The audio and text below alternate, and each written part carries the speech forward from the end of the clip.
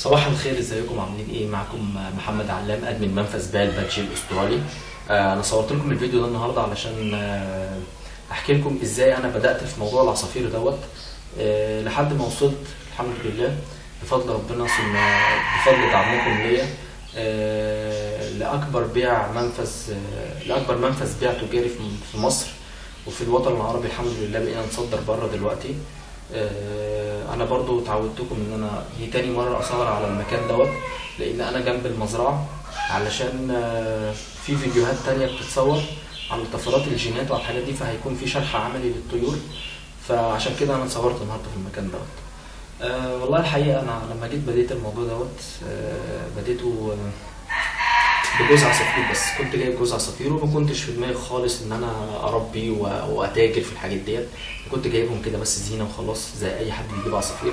والله ابتدى الموضوع معايا ان انا ابتديت الاحظهم واخد بالي منهم، ابتديت اعرف ادق سلوكياتهم.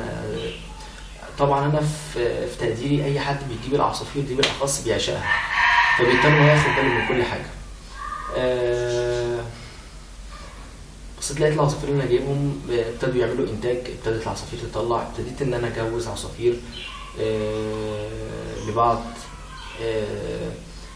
فسمعت من واحد صاحبي بيربى عصافير ان الجوز الاخوات لو اتجوزوا بعض بيجيبوا تشوهات، جيل مشوه. فابتديت ان انا امتنع عن الموضوع دوت. الحقيقه انا جربته فعلا، لقيت زواج الاخوات بيعمل جيل مشوه فعلا.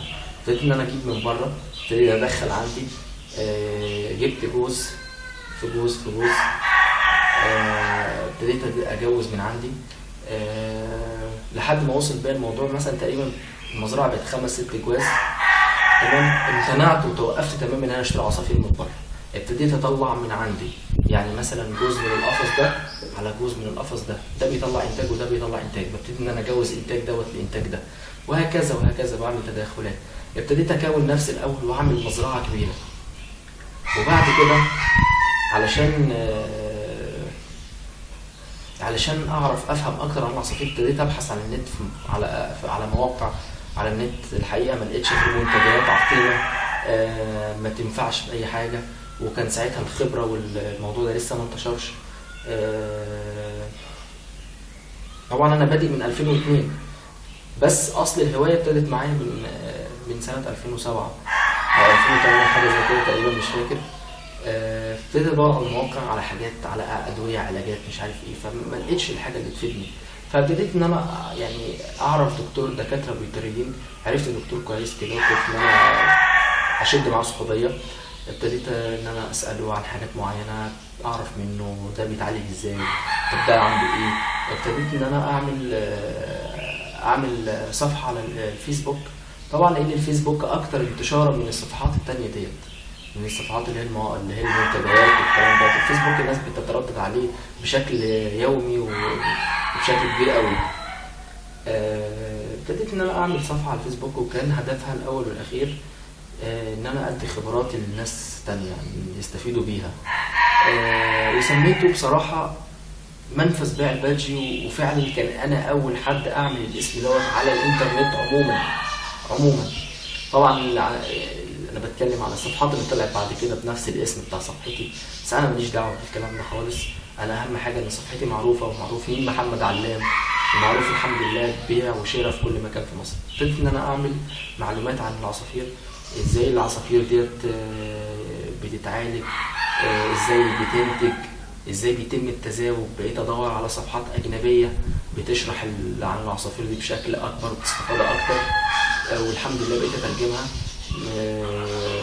انا الحمد لله بشتغل مترجم فرنساوي، فبديت ان انا اجيب صفحات من بره واترجم وحاجات زي كده.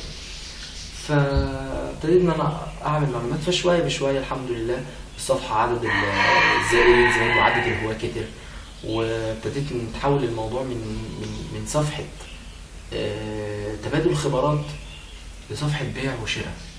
ابتدت لقيت ناس بتسالني عايزين نشتري عصافير، عايزين نعمل.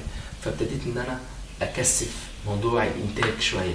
عملت خط انتاج الحمد لله كويس في القاهره، وابتديت ولقيت ناس بتشتري مني، ولقيت ناس بتقول اتصل بيا يا محمد انت حاجاتك كويسه، انت فيعني انا مش عايز اطول عليكم. انا ان شاء الله هيكون فيديو كمان بيشرح الموضوع دوت وتكمله، علشان انا